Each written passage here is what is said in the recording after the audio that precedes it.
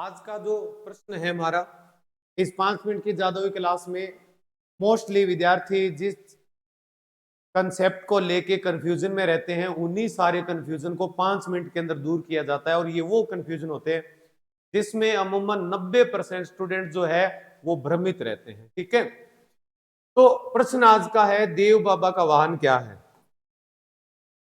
प्रश्न क्या है, देव बाबा का वाहन क्या है। तो देव बाबा का जो साथियों वाहन है, इनमें से देव बाबा का वाहन कौन सा है, तो पाडा या भैंसा है। पाडा या भैंसा क्या है, देव बाबा का वाहन है।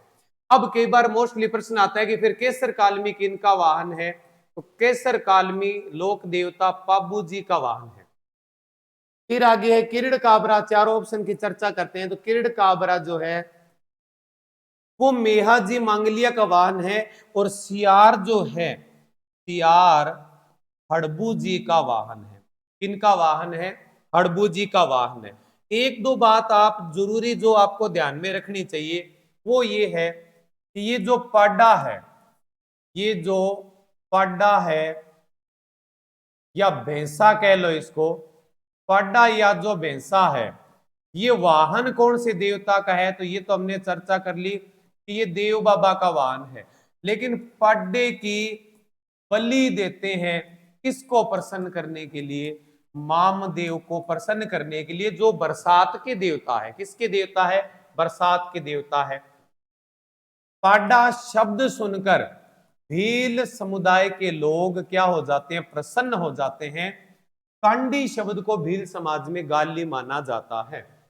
ये जो पाडा है, क्या है, पाडा, ये जो पाडा है, ये याद रखना, पाडा जैसलमेर का परकोटा कहलाता है। जैसलमेर का जो परकोटा है वो कमरकोट या क्या कहलाता है, पाडा कहलाता है।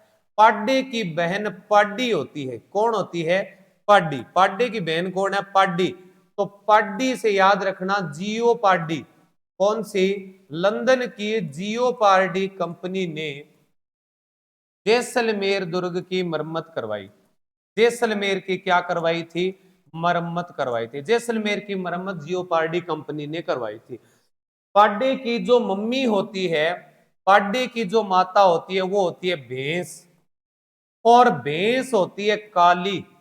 तो काला संगमरमर कहां का है, भैंस लाना का।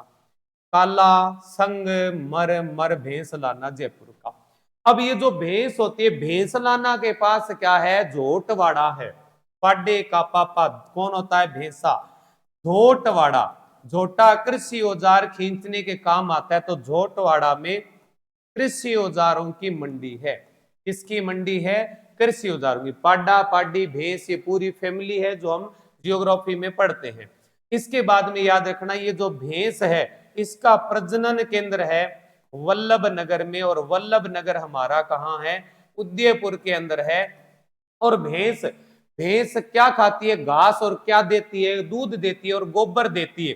तो याद रख लेना, उदयपुर के अंदर क्या है, गोबर गैस के संयंत्र भी है।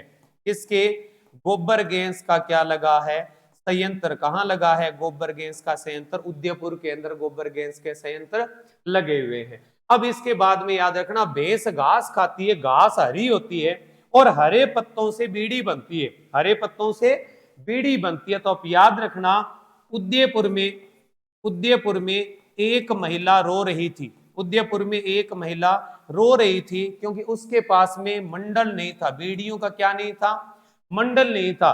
तभी उधर से भगवान शंकर गुजरे, भगवान शंकर दयाल छोत्री।